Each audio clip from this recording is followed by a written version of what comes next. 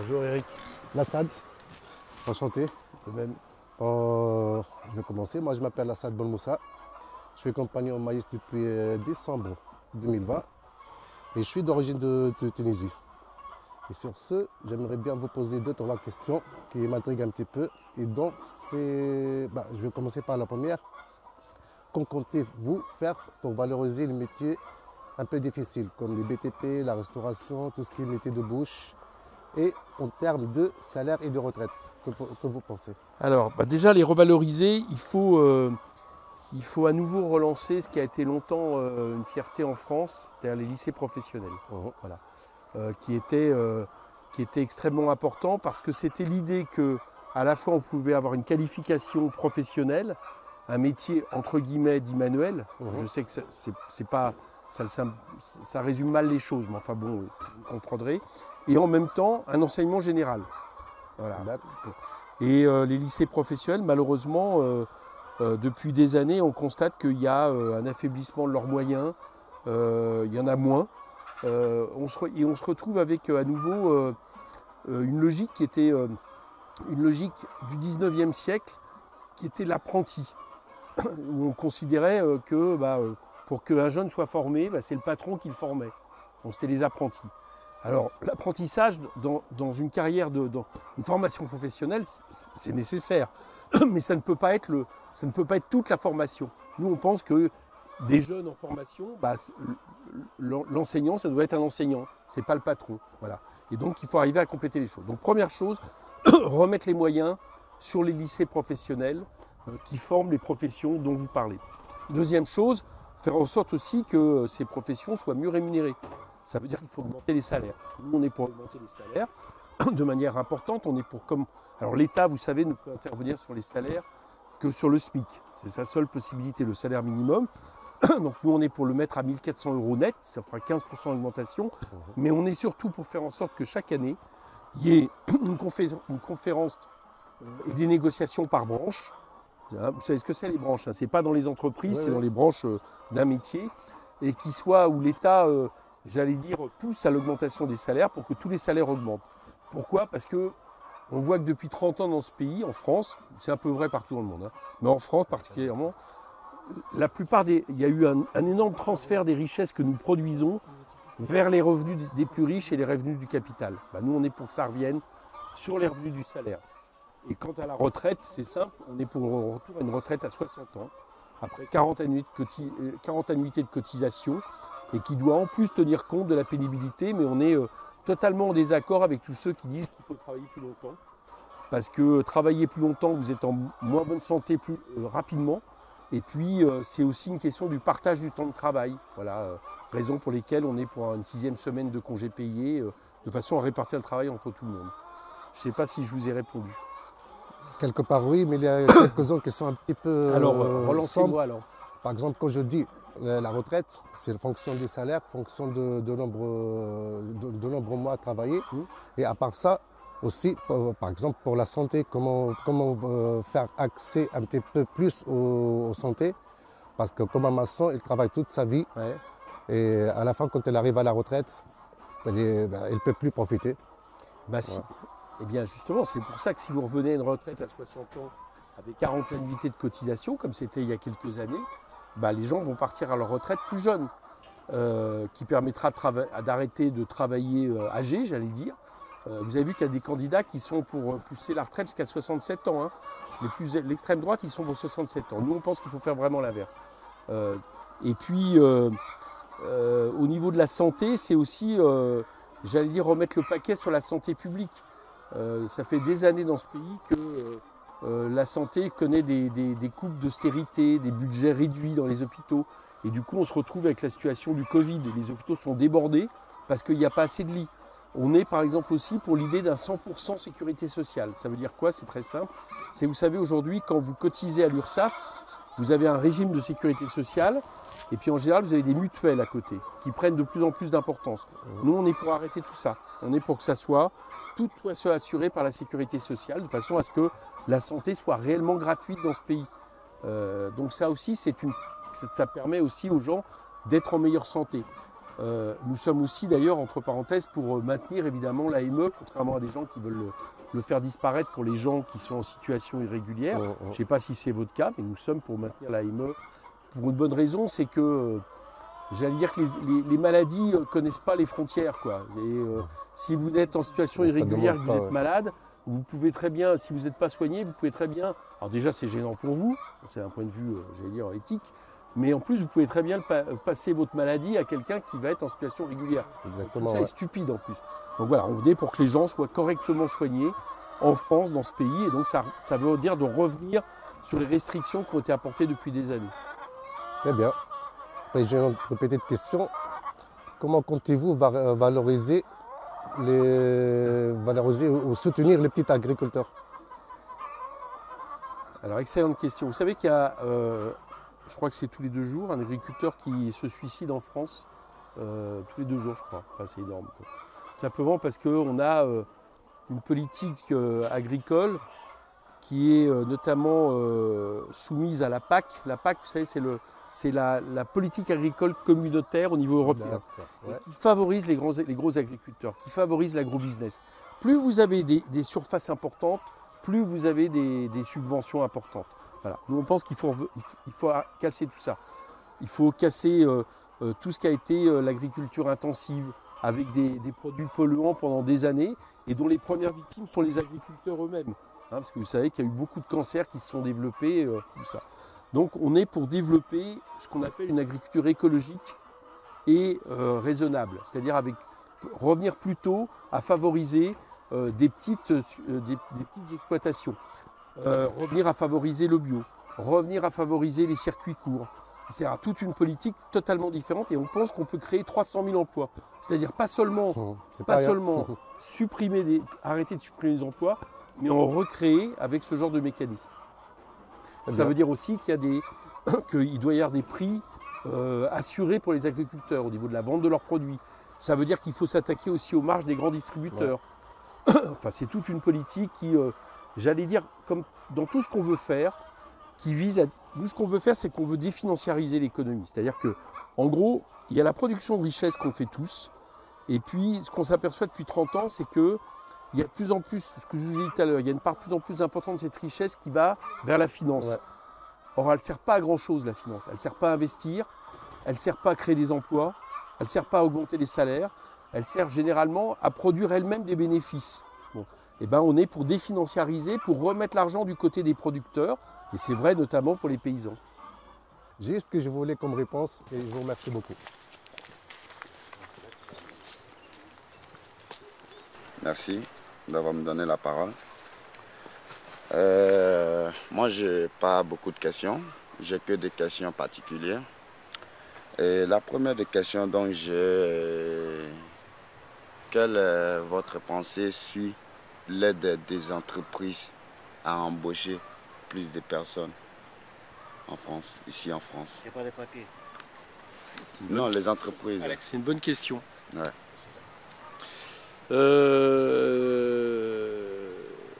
Alors, bon, déjà, je vais partir de ce qui existe aujourd'hui et dire pourquoi je ne suis pas d'accord. Ouais. Okay, puis après, je vais dire nous ce qu'on ferait avec Mélenchon. Okay.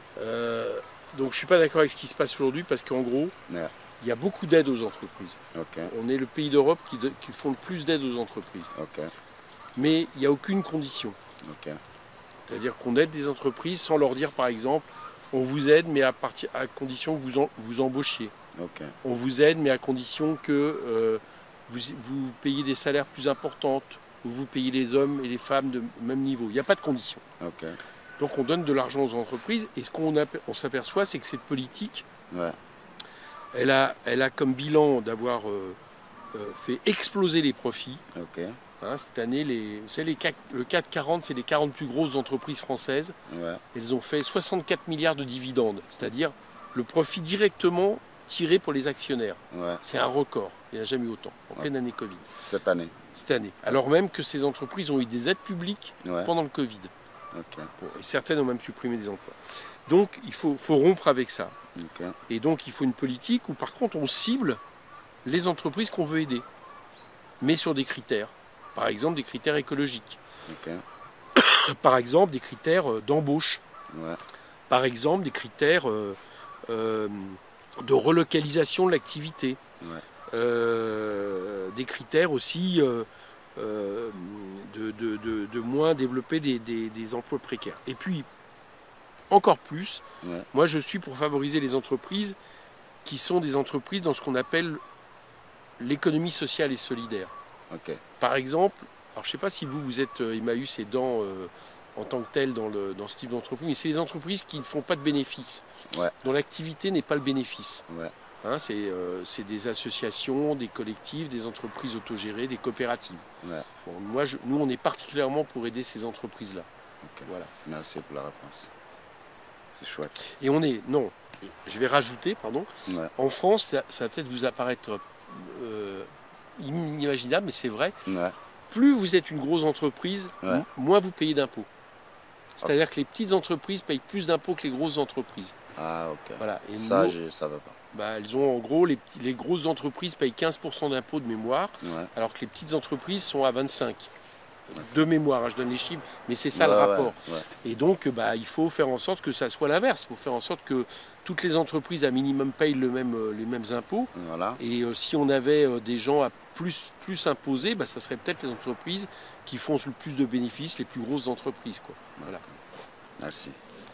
Et ma deuxième question, êtes-vous en faveur de la fin du franc CFA en Afrique? Oui, absolument. Totalement. Et êtes-vous d'accord pour une nouvelle monnaie panafricaine? Oui, totalement. Je pense que c'est... Alors, je vais vous dire une chose. Il y a deux réponses. Un, le franc CFA, il faut arrêter ça, Ok. comme toute politique du colonialiste, etc. Ok. Et deux, que je sois d'accord ou pas pour ce que font les Africains, ça regarde les Africains. Voilà. Voilà. Merci. Ça, c'est très bien. Il existe la circulation libre des marchandises dans les frontières de l'Europe ici. Oui. Mais je me pose la question, pourquoi pas celle des êtres humains aussi? Alors déjà, je vais juste vous faire observer, il y a d'autres... le libre-échange des marchandises, il n'y a Ouais. pas qu'en Europe. Ouais. L'Europe le fait aussi beaucoup, on le sait moins, fait des traités avec les pays africains, Ok. des traités de libre-échange qui ruinent les économies des pays africains. Oui, oui, oui. Voilà. Et Ouais. il faudrait déjà arrêter ces traités-là. Ok. Parce que quand vous ouvrez les contrôles, les douanes Ouais. pour pouvoir vendre tous les produits que vous voulez en Afrique, Ouais. et à l'inverse, fragiliser les productions agricoles Ouais. ou les productions en Afrique, Ouais. vous créez de la misère, Ouais. et après vous créez des conditions de départ des gens qui habitent dans les pays en Ça, Afrique. c'est sûr, c'est certain. Donc ça déjà, commençons par là. Si, alors, bon, la question, en Europe... Étant dans l'espace Schengen de l'Union Oui. européenne déjà. Alors, Ça, j'aimerais bien dans comprendre. l'espace Schengen, Ouais. nous on est pour une libre circulation des gens, hein, de toute façon. Bon, on n'est pas par contre pour la libre circulation des marchandises. Du moins, on pense que on ne peut pas avoir un espace européen Mm. où il n'y ait pas d'harmonisation sociale et fiscale. Ouais. Et ce qui fait que vous avez une entreprise, vous la fermez en France, vous allez l'ouvrir dans un pays où vous payez moins d'impôts, où le prix du travail est moins cher, puis vous jouez comme ça. Ça, c'est pas possible. Oui. Mais sur les êtres humains, on est pour la libre circulation. Ok, Voilà. vous êtes pour. On est pour. Ok, ça c'est bien. Et ma dernière question, que pensez-vous des violences policières? Parce que moi, je dis pas parce que je vois à la télé. Moi-même, j'ai été victime plusieurs fois. Ici, même ici à Breil. Parce que les gens, ils ont tendance à dire que c'est dans les grandes villes, par exemple comme Lyon, Paris, Marseille. Mais non, même ici à Breil. Je vois que ça existe parce que moi-même j'ai été victime. Que vous en pensez Alors de déjà, cela? la première chose que nous disons, c'est qu'il y a des violences policières. Je dis Ouais. ça parce qu'il y a des gens qui disent qu'il n'y a pas de violence policière. Oui, elle existe. Hein, Ouais, Il y bel a et des bien. violences policières. Ouais. Deuxièmement, non seulement on les dénonce, Ouais. mais sur le terrain, on va s'y opposer. Ouais. Moi, ça m'arrive souvent d'aller m'opposer à des violences policières. Ok. D'essayer de faire en sorte que les gens portent plainte. Ouais. Quand il y a des violences policières, d'aller les aider sur place, etc. Bon, ça, c'est la deuxième chose. Je veux dire, il ne suffit pas de dire qu'on est contre, il faut aussi intervenir Ouais. en tant qu'élu, etc., pour agir là-dessus. Et puis, troisièmement, nous, ce qu'on dit, c'est qu'il faut revoir la police de la cave au grenier. Ok. D'accord? C'est-à-dire qu'il faut revenir à l'idée que la police, c'est des gardiens de la paix et pas des forces de l'ordre. Ok. Revenir à l'idée... Oui, oui, oui. ce oui. qui veut dire une chose, c'est que, par exemple, on est pour supprimer tous les groupes de policiers qui interviennent de l'extérieur comme des cow-boys, Ouais. les BAC, tous les gens comme ça. On est pour revenir à une police de proximité, non armée, préventive, qui a un rapport avec les gens, j'allais dire, de prévention. On est pour mettre plus de moyens dans la police d'enquête, d'investigation. On est pour une formation, revenir à une formation plus élevée de la police. Vous savez que la formation de la police, elle a sans arrêt baissé. Donc on est pour faire en sorte que les policiers soient vraiment formés, y compris déontologiquement, par rapport aux questions de racisme. On est pour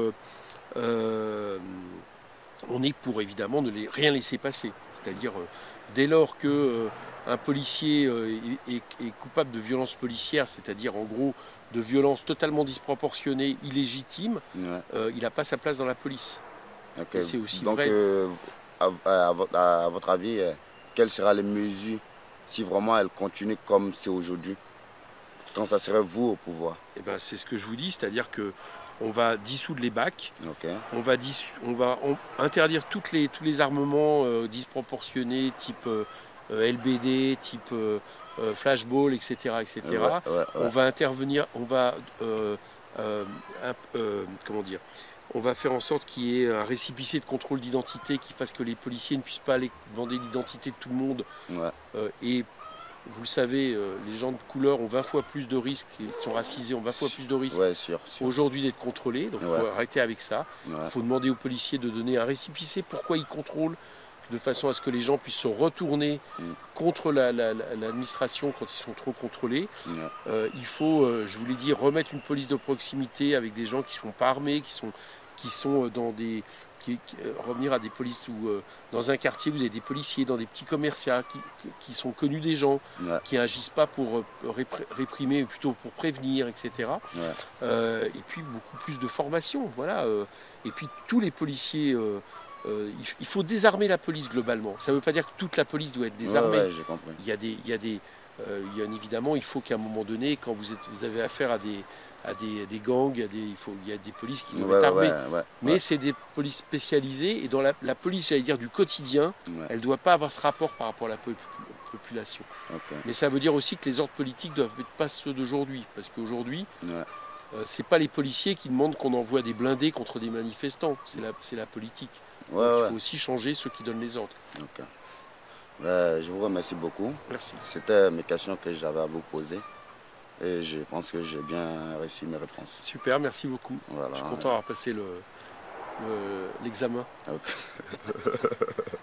Ok. Voilà, c'était tout pour moi. Et merci Adama. Vraiment bonne chance à vous. Vous êtes d'où, Adama? De la Côte d'Ivoire. D'accord.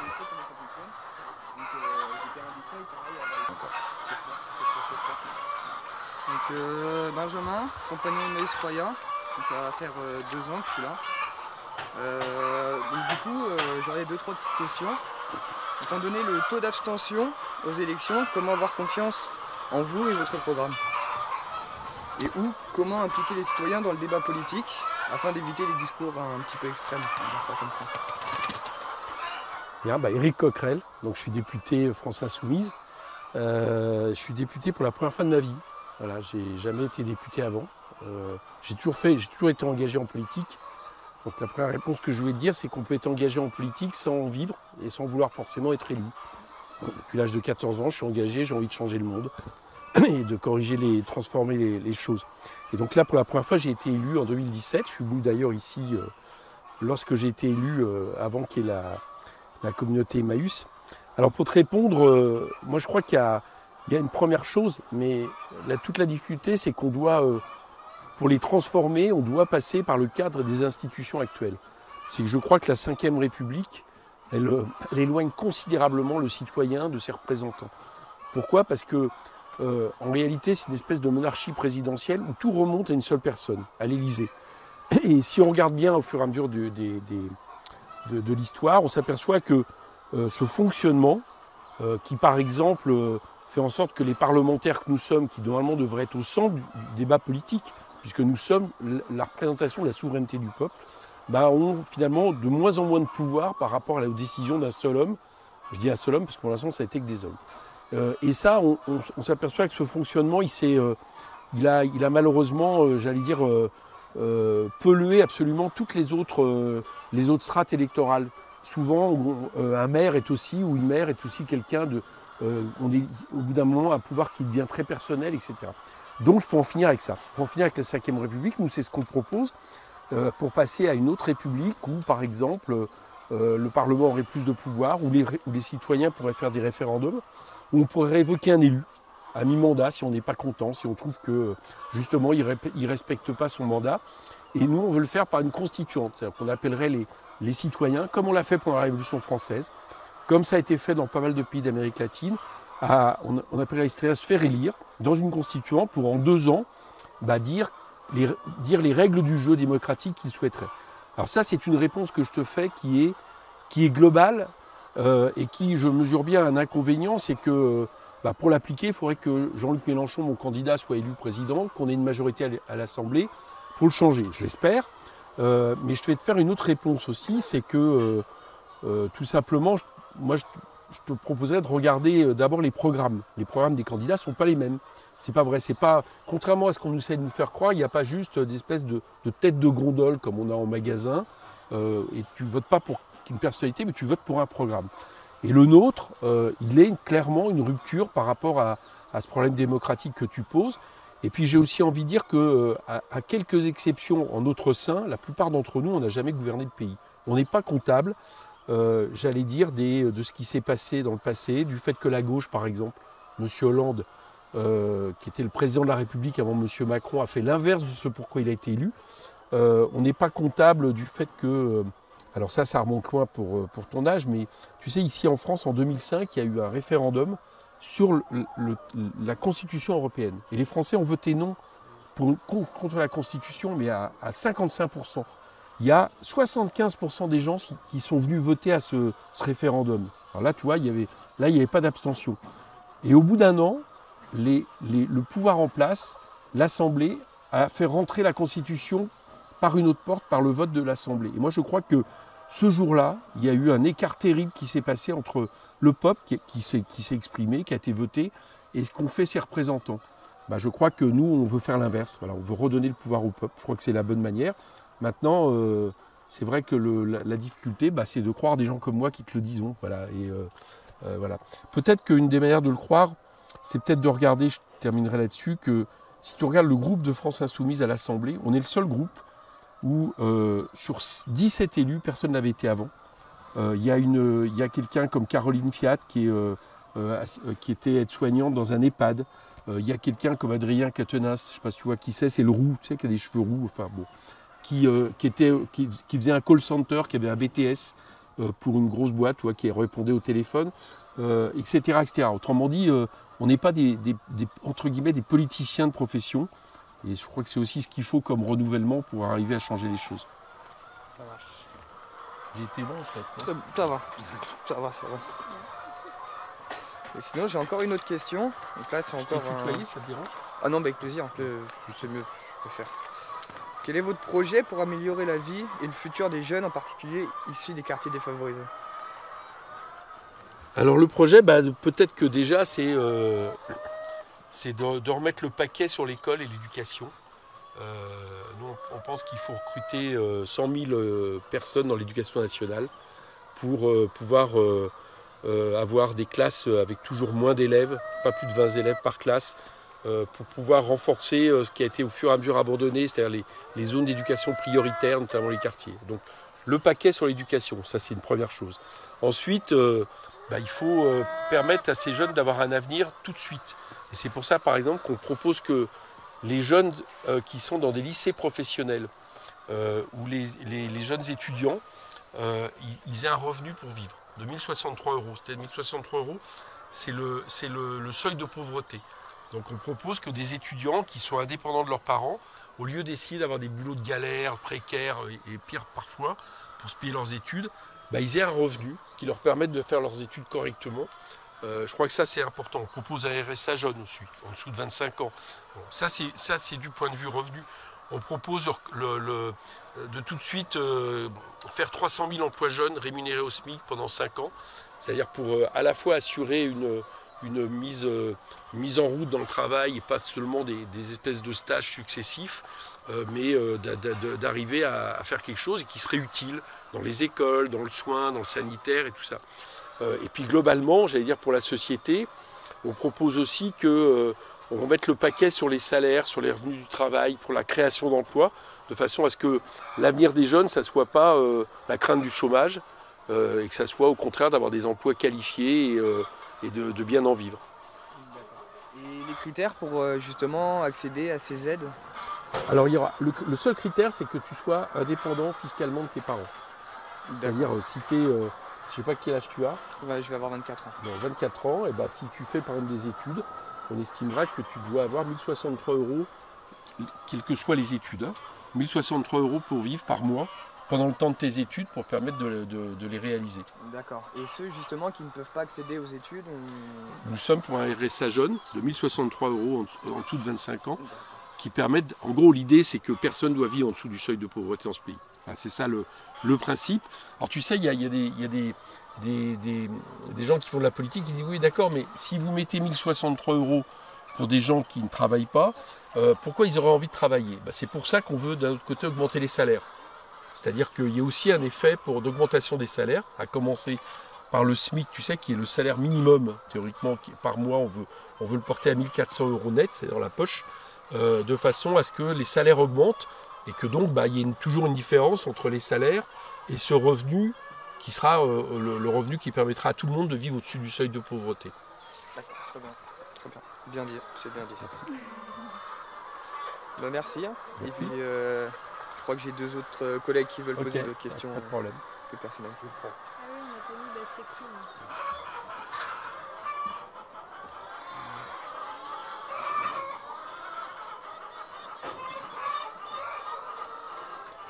Il y a beaucoup de place sur l'État. Pourquoi l'État aide pas les gens hébergés comme ça. Pourquoi les gens se retrouvent dans cette situation-là? Ouais. D'accord.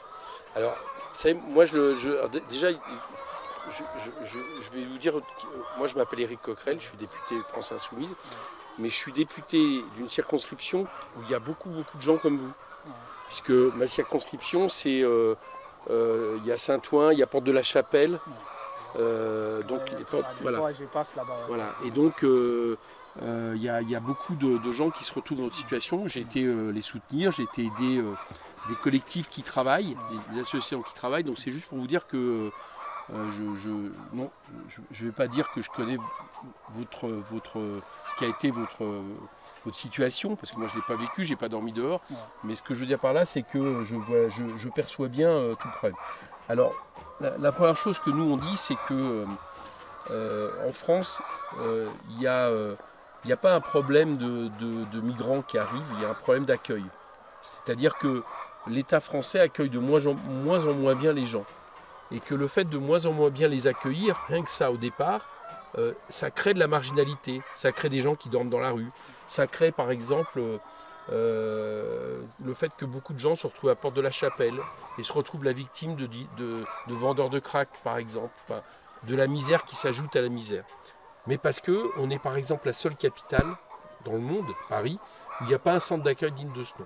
C'est-à-dire qu'il n'y a pas un centre d'accueil où les gens peuvent arriver, avoir un hébergement, avoir des soins, avoir un suivi administratif et qui ne se retrouvent pas dans la rue. Donc nous, première chose, on est pour créer des centres d'accueil dignes de ce nom. Quelque part, ce qui est fait ici, c'est une espèce de centre d'accueil déjà. Enfin, au moins de ce qu'il faudrait au minimum. Mais c'est pas normal que ce soit les associations, les collectifs et tout ça qui doivent s'en occuper. L'État devrait s'en occuper. Bon, ça, c'est, j'allais dire, la politique dans l'immédiat. Ensuite, après, il faut voir comment on fait en sorte que les gens qui sont ici puissent y rester. Parce que c'est pas vrai. Les gens qui arrivent ici en France, la plupart, ils vont pas repartir. Et que c'est pas vrai qu'on va tous les expulser. C'est le coût d'une expulsion, en termes financiers, pratiques, administratifs, fait que c'est pas vrai qu'on arrivera à expulser tout le monde. Moi, je suis pas pour les expulser, mais même d'un point de vue pratique, les gens qui sont pour, ils disent des choses qui n'existent pas. Donc au contraire, il faut voir comment on fait en sorte qu'ils puissent rester sur le sol français. Ça veut dire par exemple que tous les gens qui, comme vous, avez une activité, là, vous travaillez, vous faites quelque chose, on vous régularise. On régularise par exemple tous les enfants qui sont dans les écoles qui n'ont pas de papier français. et leurs parents. On régularise les étudiants. On fait en sorte de progressivement régulariser tous ceux qui, quelque part, d'une manière ou d'une autre, ont une activité dans ce pays. Deuxièmement, donc l'accueil, la régularisation, et puis on remet aussi en question, je vais rentrer dans les détails un peu, mais bon, vous devez savoir ce que c'est, puisque vous l'avez peut-être vécu, mais globalement en Europe, la question de la politique migratoire, ça ne va pas du tout. Parce que vous arrivez dans un pays, et puis selon les pays, vous avez des critères différents pour vous dubliner. On considère que vous êtes dubliné en fonction de choses qui sont très différentes. Donc il faut remettre ça en question. Voilà. Il faut remettre les accords de Dublin en question. Je pense aussi qu'il faut donner les moyens aux associations qui travaillent comme ici, y compris en termes de formation, de le faire. Voilà. Par ailleurs, mais ça c'est autre chose, qui est complémentaire, il faut aussi s'interroger pourquoi des gens partent de leur pays, qui n'ont peut-être pas forcément envie de partir. Et nous, ce qu'on observe, c'est que les pays comme les nôtres, ils ont des responsabilités fortes. Parfois, ils appuient des guerres. Parfois, ils appuient des politiques économiques qui ruinent les politiques des pays du Sud. La question climatique aussi. Nos pays sont très... dévorent beaucoup sont très nuisibles pour l'environnement, plus que les pays du Sud. Donc, il faut en tenir compte et il faut essayer de faire en sorte aussi qu'on règle les raisons pour lesquelles les gens sont obligés de partir. Puis dernier point là-dessus, moi avant d'être député, je travaillais dans la mer, dans les bateaux. Et en mer, normalement, il y a une règle qui est que, quelle que soit la personne, on doit venir vous sauver quand vous êtes en mer. Il faudrait peut-être la remettre en marche pour ce qui se passe en Méditerranée ou en Calais, où la Méditerranée, c'est devenu le plus grand cimetière marin quasiment de l'histoire, du fait de gens qui meurent en Méditerranée, à qui on ne vient pas porter secours. Il faut leur porter secours et après se débrouiller. Voilà. Je ne sais pas si j'ai répondu à vos questions. Ok. J'ai oublié de vous dire aussi, parce que vous parliez de la situation des gens qui dorment dans la rue. Il n'y a pas que des migrants qui dorment dans la rue, il y a aussi des gens qui ne sont pas migrants. Et nous, on pense qu'il faut faire une politique où ça soit juste le plus possible, quoi. Ça veut dire qu'il faut d'abord construire des logements dans ce pays, parce qu'on n'en construit pas assez, des logements sociaux. Il faut, quand c'est nécessaire, faire en sorte qu'il y ait le droit de réquisition des logements vides. En tout cas, il faut une politique forte qui fasse qu'on n'ait plus ce genre de situation, c'est juste plus supportable, quel que soit après le statut de la personne, quoi. Merci Bassekou. Merci beaucoup. Félicitations. Sinon, du coup, Paris aussi, je prépare avec la police. Après chaque fois-ci, j'ai demandé la police. Pardon, j'ai perdu dès que je dois partir là. Après Paris aussi, il m'a ramené jusqu'à je habite, comme je ne sais pas lire. Je ne sais pas écrire. La police à Paris était plus gentille qu'ici. Oui, elle est plus gentille après. Ah bon? Deux fois, il m'a déposé jusqu'à dans mon foyer. Après, il m'a dit ok, au revoir monsieur. J'ai dit ok, au revoir monsieur. Tu es bien tombé. Hein. Ouais, mais du coup, dès que j'ai quitté le travail ici, monsieur Sidé, il m'appelle, il m'a dit ah Dramé, tu es où là? J'ai dit police de la frontière, il m'a arrêté là. Après, mais c'est vrai que... C'est toi qui étais le chercher? Ouais, il est venu là, après, il a dit, du coup... C'était chaud avec les gendarmes. Il a dit, ok, du coup, après, on va te ramener dans la PAF d'abord. J'ai dit, oh ça me touche un peu de mon cœur. Après, du coup, en l'air, là, c'est bon. Ouais. Super. Merci. Je suis content de t'avoir rencontré. Merci beaucoup. Merci. Merci. Alors, je voulais vous poser une question, c'est comment encadrer les différents médias face aux discours racistes? C'est une bonne question, Joël.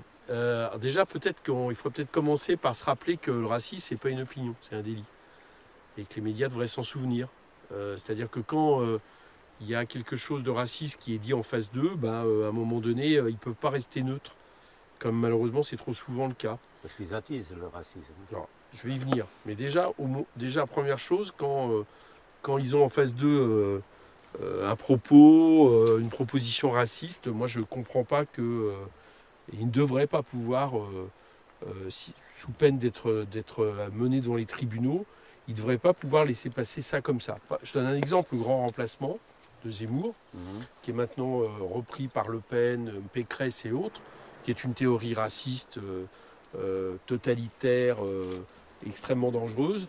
On ne devrait pas pouvoir laisser un candidat à la présidentielle pouvoir comme ça le défendre défendre comme ça. Donc ça j'allais dire, c'est la première chose qu'il faut se dire. La deuxième, c'est qu'il faut voir de fond en comble ce que sont les médias dans ce pays. Juste après la libération, il y a eu le Conseil national de la résistance qui s'est constitué. Et une des premières mesures qui a été prise par le Conseil national de la résistance, c'est d'intervenir sur les médias. Alors à l'époque, il y avait moins de médias, etc. Il y avait surtout de la presse écrite, un peu de radio. Mais ils ont considéré que les médias étaient un pouvoir trop important pour que ça soit laissé aux mains d'intérêts économiques.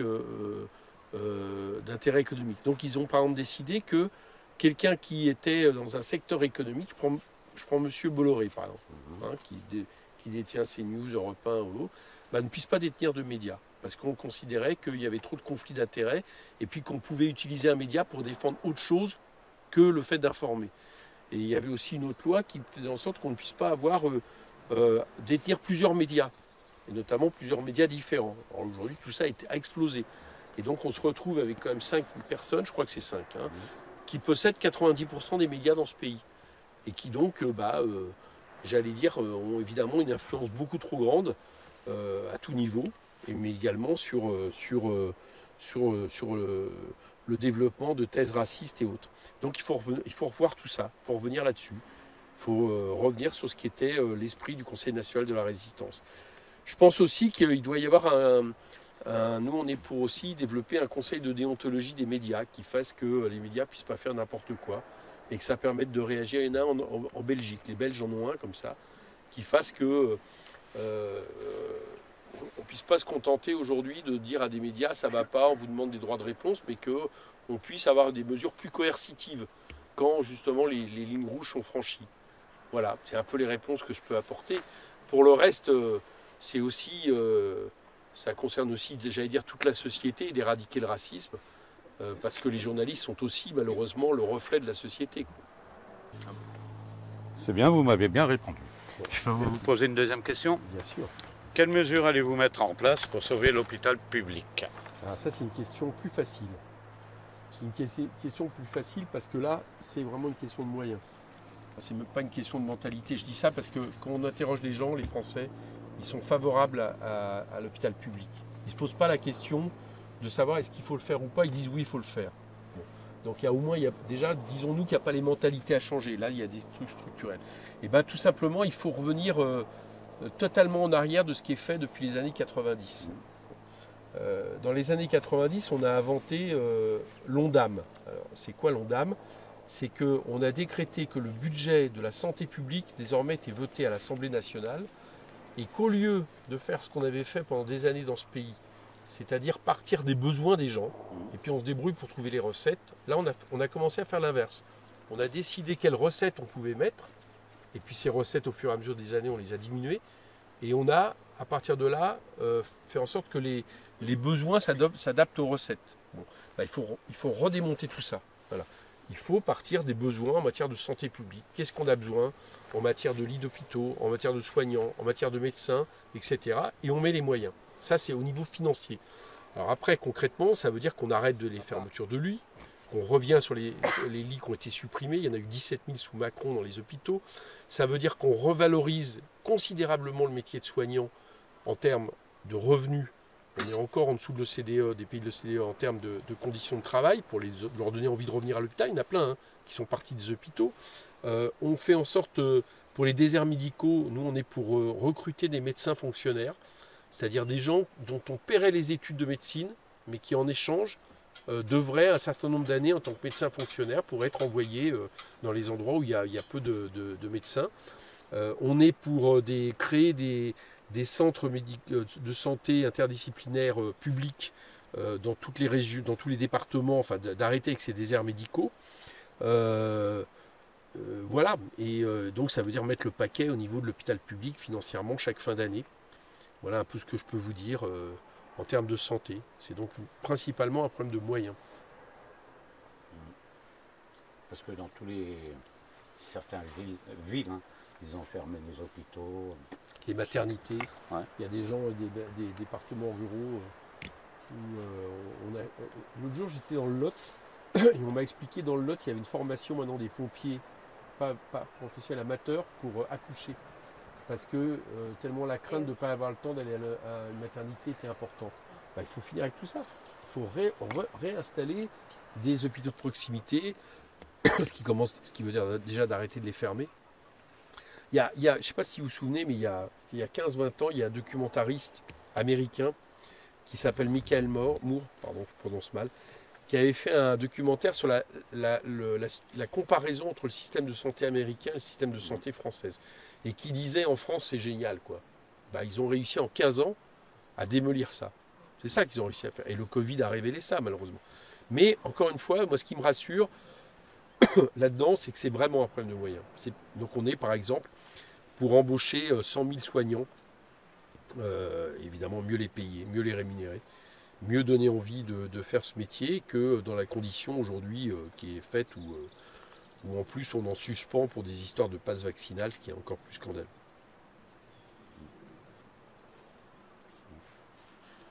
Non, vous m'avez bien. J'essaye. C'est votre anniversaire donc. Non, ouais. Mais je vais écouter demain un mélange. Bon, pour commencer, je salue tout le monde. Je vous dis d'abord bonjour à tout le monde. J'ai 3 petites questions. En fait, je m'appelle Sano Idrissa, j'ai 30 ans. Je suis compagnon Emmaüs. Depuis 4 mois, je suis là, avec ma famille. Donc, arrivé à Emmaüs sans connaître réellement l'association et toutes ses actions. Personnellement, la communauté m'apporte beaucoup. Le vivre ensemble, la solidarité, la formation, et je me sens bien.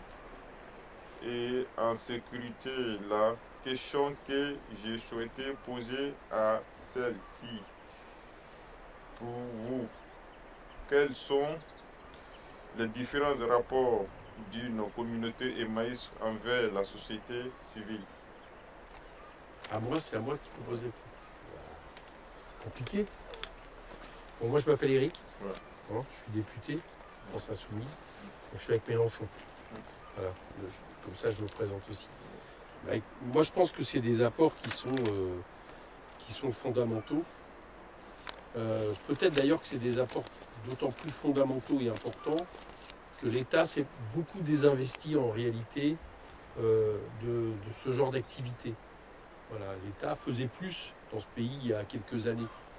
Et en matière de solidarité, en matière d'intégration, en matière de formation, en matière aussi de permettre de remettre le pied à l'étrier à des personnes ayant des accidents de vie. Et au fur et à mesure, parce que les moyens ont commencé à diminuer, ça a moins été le cas. Et du coup, c'est de plus en plus les associations qu'il faut. Donc si les associations n'étaient pas là, notamment Emmaüs, la situation serait encore plus désastreuse. Donc ça, c'est la première réponse, c'est-à-dire, et c'est d'ailleurs pour ça que je suis là aujourd'hui, ici. La deuxième chose, c'est que je crois que cette façon de permettre à des gens d'abord de vivre, tout simplement, d'avoir le minimum de droits fondamentaux qu'on peut attendre en termes d'hébergement, en termes de ce qui fait le minimum de ce qu'un être humain a le droit sur cette planète, mais aussi, j'allais dire, d'intégration dans une communauté, dans quelque chose qui permet ensemble de produire une activité commune. Alors ici, en plus, on produit du bio et des choses dont on peut être fier en termes de production. Alors on peut être content de se dire, bah tiens, je participe à quelque chose qui à la fin est bon pour tout le monde, bon pour bon pour les terres qui sont ici cultivées de cette manière, bon pour les animaux qui sont ici élevés de cette manière, bon pour les gens qui les mangent.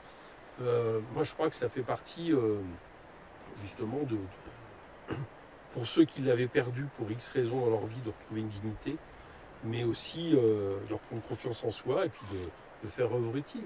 Et on a tous envie de faire œuvre utile. Donc voilà, moi, c'est un peu comme ça que je perçois cette communauté Emmaüs. Qui plus est, elle a une autre particularité. C'est la raison pour laquelle moi j'étais déjà venu ici en 2017, avant que ça soit une communauté Emmaüs. C'est qu'elle permet aussi de faire ça vis-à-vis des personnes migrantes qui se retrouvent dans une situation encore plus compliquée du fait de leur statut et du fait de l'accueil indigne qu'il aurait fait en France. Voilà, je ne sais pas si j'ai répondu. Mais en tout cas, nous on est très clairement pour favoriser ce genre d'expérience, ce genre de vie collective et ce genre ouais, j'allais dire de création collective. C'est ça. Ouais. C'est ma première question. Merci. Et ma deuxième question est comment considérez-vous Emmaüs? Je crois que j'ai un peu répondu là, il me semble. J'ai un peu fait la réponse globale. Ouais. Est-ce que, troisième question, En fait, non, je vais vous répondre. Emmaüs, je connais d'autres communautés. J'ai participé à des initiatives, une communauté dans le sud-ouest, mais c'est surtout Cédric que je connais et les gens qui travaillent avec Cédric. Donc là, en l'occurrence, bon, il y a Emmaüs, mais il y a aussi ce que fait Cédric depuis de nombreuses années, qui est parti de choses pragmatiques au départ. On est d'accord, hein. C'était pas ton objectif, c'était pas construit au départ comme ça. C'était juste d'aider des gens qui se retrouvaient dans une situation insupportable et qu'il y a un moment donné, soit on se dit on détourne la tête, soit on s'en occupe. Et c'est ce qu'il a fait. Donc c'est aussi lui que je viens soutenir quand je suis ici. Ma troisième question est quelle serait votre envie pour l'Emmaüs, quoi?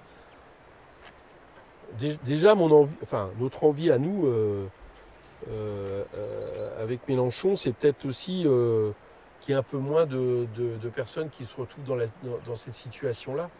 Je ne sais pas quelle est votre situation, mais il y avait tout à l'heure quelqu'un qui nous parlait et qui a eu une vie en tant que migrant qui n'est pas digne d'un pays comme la France. Donc déjà, c'est d'éviter ça. Donc de faire en sorte que, par exemple, dans ce pays, personne ne se retrouve sans toit. Voilà. Un toit, c'est un droit fondamental. Donc il faut des politiques et c'est l'État qui doit s'en occuper. Ce n'est pas les associations, c'est l'État qui doit garantir que tout le monde ait un toit dans ce pays. C'est l'État qui doit garantir que tout le monde ait un revenu minimum dans ce pays. Nous, on pense qu'il faut que personne soit en dessous du seuil de pauvreté, c'est 1063 €. Voilà, parce que on ne vit pas sinon, et qu'on est un pays suffisamment riche pour pouvoir le faire. C'est l'État qui doit permettre de remettre le paquet en matière d'éducation, en matière de formation, en matière, j'allais dire, de tout ce qui fait la possibilité de vivre en commun. Bon, déjà, ça, et ce qui permettra peut-être à des associations comme Emmaüs, j'allais dire, de moins gérer ce que l'État devrait faire, c'est-à-dire de personnes qui sont cassées parce qu'il y a eu trop peu de mécanismes de solidarité qui se mettent en place avant qu'ils soient dans cette situation, et qui permettra peut-être après justement de se concentrer là sur comment à partir de là faire le pas d'après, c'est-à-dire non pas de remettre quelqu'un sur pied, mais de créer des choses avec des gens qui ont envie de créer une communauté agricole plutôt qui produit des choses intéressantes, sans esprit mercantile, sans esprit de profit, etc. C'est-à-dire, voilà, moi c'est un peu comme ça que je vois les choses. Et dans ces cas-là, je veux dire, tout le monde y trouvera son compte. Les communautés comme Emmaüs y trouveront leur compte parce que c'est pas facile de remettre, j'allais dire, de remettre en état, j'allais dire, quelqu'un qui a été cassé par différents accidents de la vie.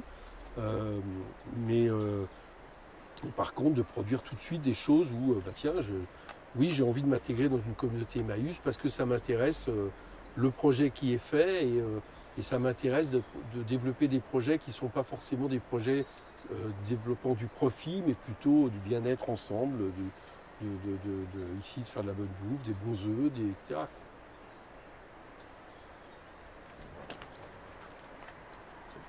Je réponds à votre question. Oui. Oui, c'est bien. C'est une question que j'ai aimé beaucoup. Et moi aussi, je vous remercie beaucoup pour la bonne réponse parce que tu poses la question, si la réponse est la bonne nouvelle, donc ça te donne aussi du courage, quoi. Donc je suis très content, quoi. Normalement, je vais vous répondre. Je pense que je vais aller plus loin dans ce que je dis. Normalement, beaucoup d'associations dans ce pays aujourd'hui, elles gèrent la misère. Elles gèrent ce que l'État a laissé. D'accord ? Elles gèrent par exemple la situation de migrants qui se retrouvent dans une situation marginale parce que l'État n'a rien fait en termes d'accueil digne. Alors que les associations, ça devrait être des projets en tant que tels. Les associations n'ont pas vocation seulement à gérer la misère de ce que l'État n'a pas fait. Les associations, ça peut être une autre forme d'organisation de la société qui permet des coopératives, au lieu que ça soit une manière de voir l'agriculture, par exemple, uniquement dans une vision de business. Les associations, elles peuvent travailler à une autre forme de société pour aller vite. Je vais vous dire que le capitalisme, par exemple. Voilà. C'est-à-dire de s'associer, de coopérer ensemble, etc. Et je trouve que du fait que l'État a laissé trop une partie de notre pays. Vous vous rendez compte, il y a plus de 10 millions de pauvres dans ce pays. Plus de 10 millions de pauvres. Bon. Donc, vu que l'État a trop délégué aux associations aujourd'hui des tâches qui lui incombent. Et du coup, les associations, je pense, ne peuvent pas faire ce pourquoi au départ elles se sont créées, c'est-à-dire s'associer, produire des choses ensemble dans un but non lucratif et de bien-être pour tout le monde, quoi.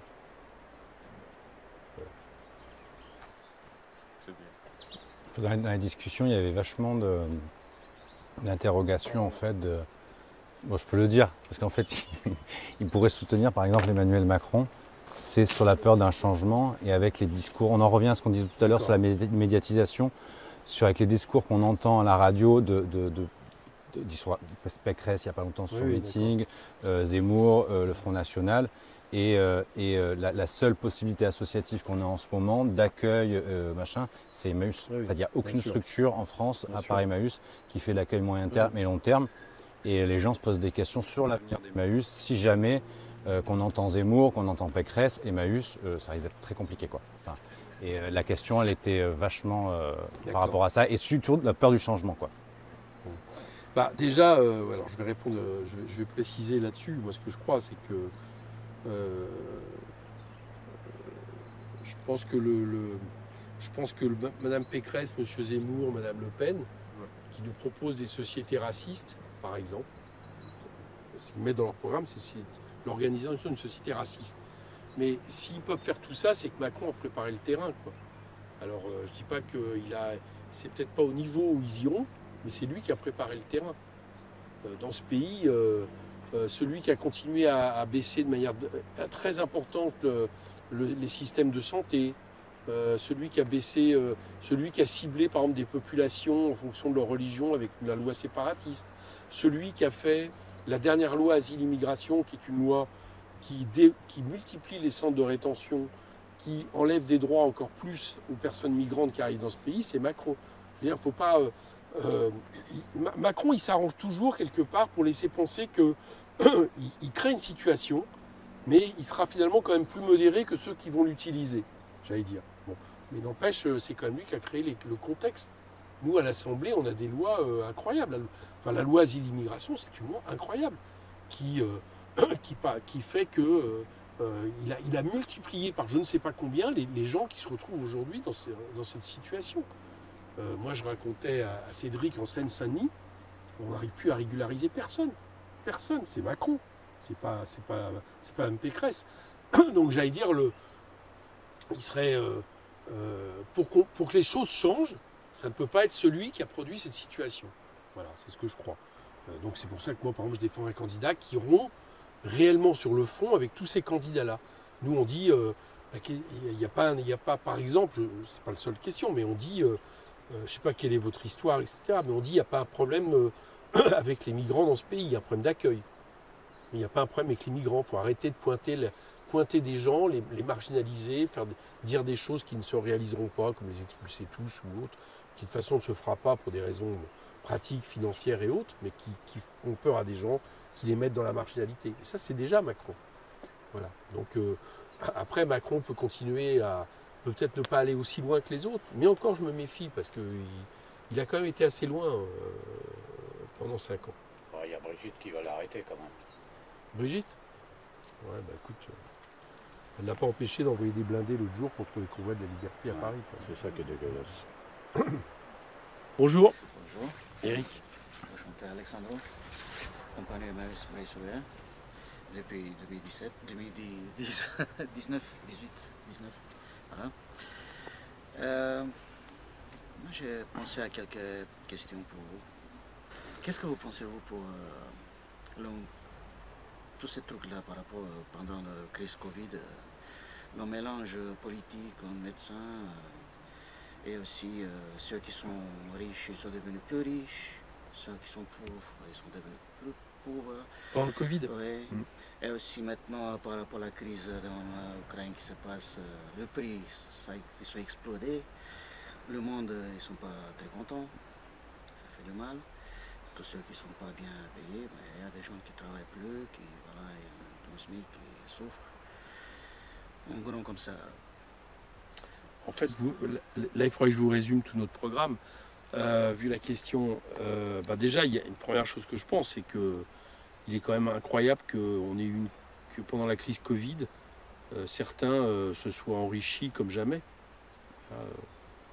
Les dividendes du CAC 40, c'est les 40 plus grosses entreprises, c'est 64 milliards d'euros de dividendes de profit, alors même qu'elles ont eu des aides publiques. Pour certaines, elles ont supprimé des emplois et elles se font 64 milliards de dividendes. Donc déjà, la première caractéristique, c'est que moi je trouve qu'il marque cette crise Covid parce qu'en fait, c'est la continuation de ce qu'a fait Emmanuel Macron pendant 5 ans. Il a fait exploser les inégalités en ce pays. Il n'y a jamais eu autant d'inégalités en ce pays. Donc déjà, nous, on est pour faire en sorte qu'on prenne un peu au capital, au revenu du capital, puis qu'on les remette dans les revenus du travail. Donc c'est-à-dire qu'il faut augmenter les salaires, augmenter le SMIC. Il faut mettre des minimums sociaux au moins à 1063 €, c'est-à-dire le seuil de pauvreté. Il faut partager le temps de travail aussi. Revenir à une retraite à 60 ans, permettre qu'il y ait une 6e semaine de congés payés, parce que si vous partagez le temps de travail, c'est aussi de l'argent que vous prenez au capital pour payer tout le monde.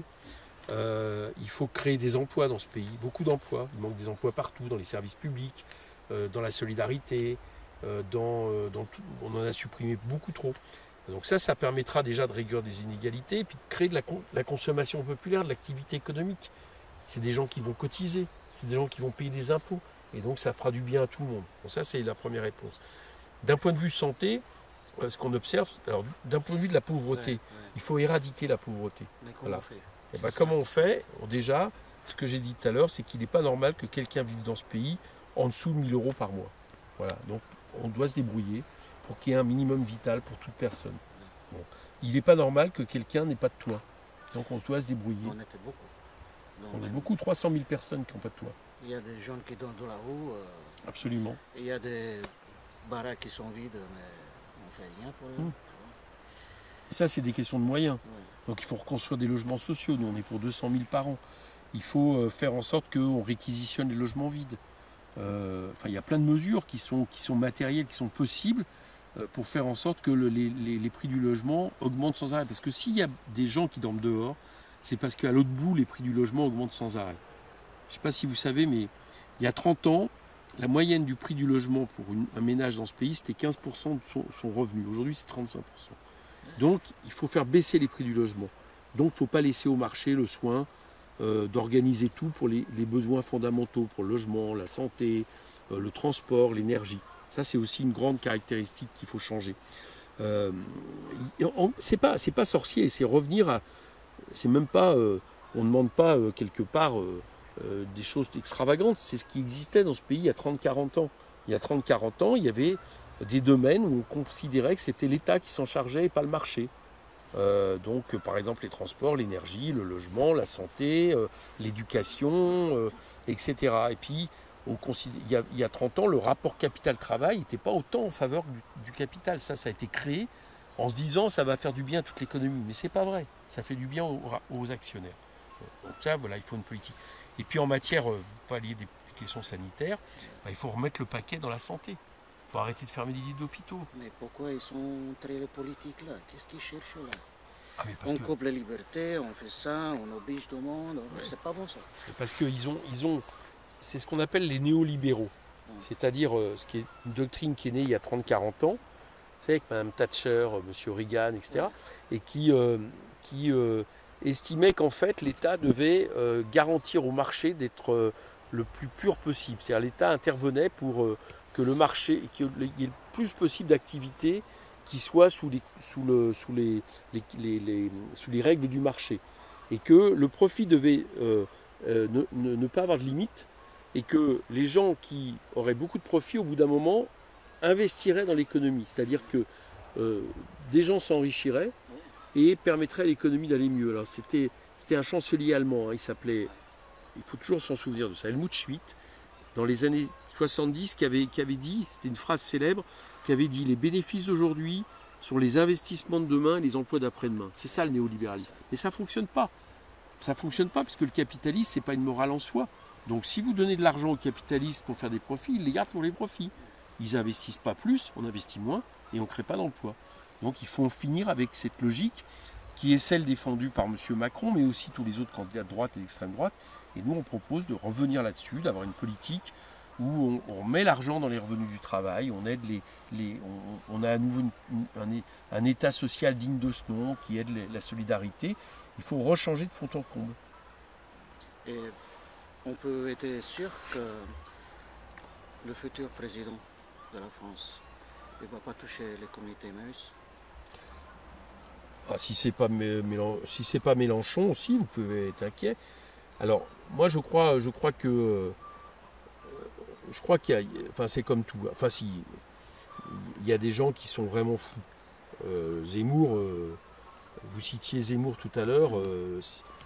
Moi, ou Madame Le Pen, moi, je considère Zemmour encore plus que si demain il est élu, il essaiera de faire ce qu'il a dit. Il va fermer les frontières. Et il fermera les frontières, mais il a aussi prévu d'expulser pas seulement les migrants. Il parle par exemple de tous les concitoyens français qui n'abjureraient pas leur foi. La religion musulmane par exemple. C'est des millions de personnes. Donc c'est une vision totalitaire des choses. Et donc ça serait, moi je compare ça au nazisme, clairement. Hein. Alors est-ce que par contre Mme Pécresse le ferait? Bon, il y a entre ce qui est dit et à un moment donné ce qui est fait. Est-ce que ça irait jusqu'à fermer les Emmaüs? En tout cas, je pense que ça compliquerait les choses dans le sens où, par exemple, les marges de liberté que Cédric a su créer ici, par exemple, par rapport à des gens sans papier, etc., ça serait de pire en pire.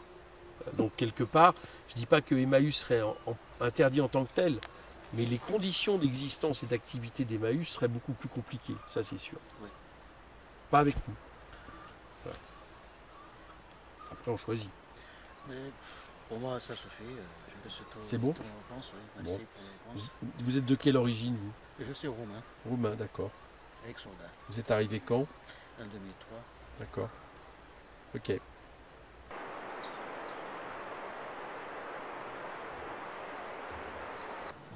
Comment permettre l'égalité de traitement dans l'étude des dossiers de titres de séjour déposés à la préfecture et entre les préfectures des différents départements? Alors la première chose à faire, c'est d'en finir avec le système de dématérialisation sans recours.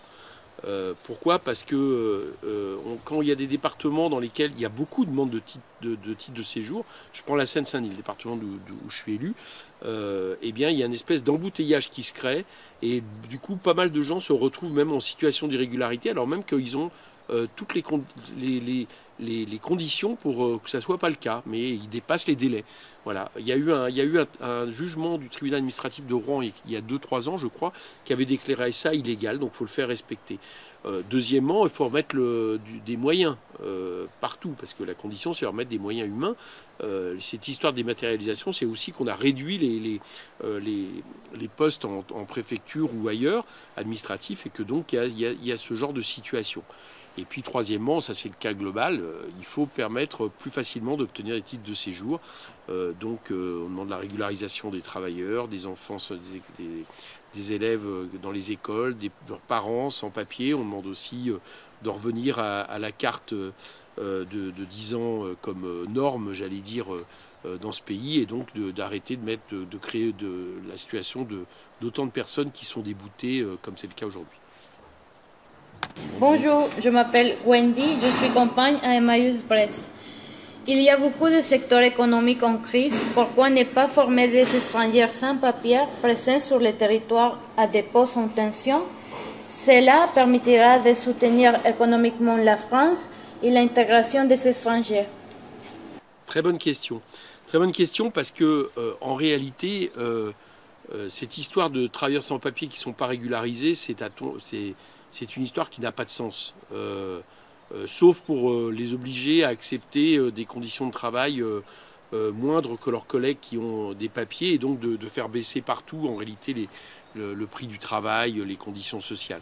Pourquoi ça n'a pas de sens? Parce qu'on a besoin d'eux, tout simplement. En réalité, l'économie française a besoin, s'il y a autant de travailleurs sans papier, c'est pas que les gens rentrent de manière clandestine, c'est le fait qu'on a besoin de cette main-d'œuvre. Quand je dis on, le pays a besoin de cette main-d'œuvre, l'économie a besoin de cette main-d'œuvre, et la différence avec avant, c'est qu'avant elle était régularisée, aujourd'hui elle ne l'est plus, et ça crée les situations qu'on connaît. Donc il faut admettre une fois pour toutes que cette main-d'œuvre est nécessaire. Voilà, ça a toujours été un peu l'histoire de notre pays en réalité, quand on regarde bien, et que donc on doit commencer par la régulariser, ce qui permettrait de mieux la payer, de mieux la protéger, de faire en sorte que dans les secteurs où elle se trouve, cette main-d'œuvre, eh bien tout le monde soit mieux payé, parce que souvent on abaisse les salaires de tout le monde en lien avec les conditions qu'on fait aux travailleurs sans papier. Et puis bien évidemment, à partir de là, il faut du coup faire comme avec n'importe qui, permettre les formations qui dirigent vers justement les métiers en tension. Voilà, il faut arrêter avec l'idée qu'il y aurait dans ce pays trop de migrants, trop de migrants sans papier. S'ils sont là, c'est parce que quelque part, il y en avait besoin d'un point de vue économique. La France a toujours fonctionné comme ça. Bonjour, Samer d'Emmaüs Brest. On parle souvent de l'industrialisation de la France et de la délocalisation des usines françaises. Dans quel domaine faut-il investir en prenant en compte des puissances et de la concurrence mondiale? Et pourquoi ne pas nationaliser les entreprises? Alors, réponse courte, mais quand même qui est importante. Déjà, il faut arrêter les délocalisations. Voilà. Pour plein de raisons. On ne peut plus se permettre, d'un point de vue écologique, le grand déménagement du monde. On ne peut plus se permettre de produire, parce que les capitalistes estiment qu'ils peuvent produire à des prix de travail bien moindres. Le fait d'aller produire à des milliers de kilomètres, ce dont on a besoin dans le pays, de les acheminer ensuite ici, ça a un coût carbone complètement délirant. Il faut donc arrêter avec ça.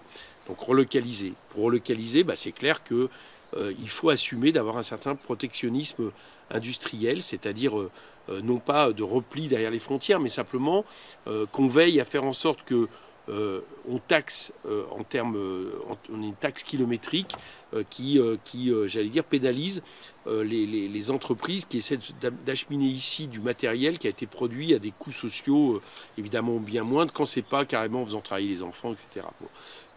Voilà comment il faut le faire de ce point de vue-là. Deuxièmement, dans quel secteur réinvestir? Il y a des secteurs d'avenir. Il y en a un, par exemple, la personne qui me pose la question est de Brest, la mer. Voilà, la France est le premier pays en termes de littoral marin en Europe, le deuxième pays dans le monde en termes de surface maritime.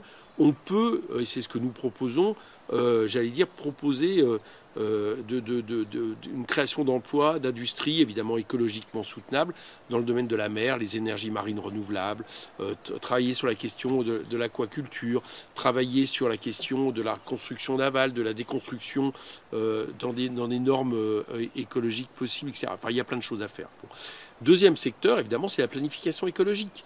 Pourquoi? Parce qu'on a besoin dans ce pays d'avoir désormais une empreinte carbone zéro. Là, pour ça, il faut de l'argent. Il faut planifier écologiquement l'industrie de façon l'économie de façon à pouvoir à la fois répondre aux besoins économiques, mais en même temps à pouvoir garantir qu'on arrête de produire et consommer plus que la Terre ne peut absorber. Et ça crée de l'emploi. Ça crée de l'emploi dans plein de secteurs, dans l'isolation thermique, par exemple, des bâtiments. On en prévoit 700 000 par an. Je l'ai dit tout à l'heure, dans la mer, ça crée de l'emploi aussi, dans les énergies renouvelables, etc., etc. Voilà, là, il y a plein de secteurs en puissance pour redévelopper une industrie propre en France. Bonjour, Samer d'Emmaüs Brest. J'ai une question. Pourquoi un étranger qui vient en France, on l'appelle un immigré, et pourquoi un Français qui part à l'étranger, on l'appelle un expatrié? Parce que voilà, c'est la manière dont la France considère les personnes en situation les personnes migrantes. Avec cette question dit tout, c'est presque un problème philosophique. Parce que la France est un ancien pays colonial, parce que la France a une vision de l'arrivée de ces populations qui est une vision de pays dominant à personnes dominées. Et à l'inverse, je pense que ce n'est pas le cas dans le sens inverse. Voilà, c'est un peu la réponse à laquelle je répondrai. Alors quand je dis la France, c'est aussi le système économique en France, et c'est aussi ça qu'il faut changer.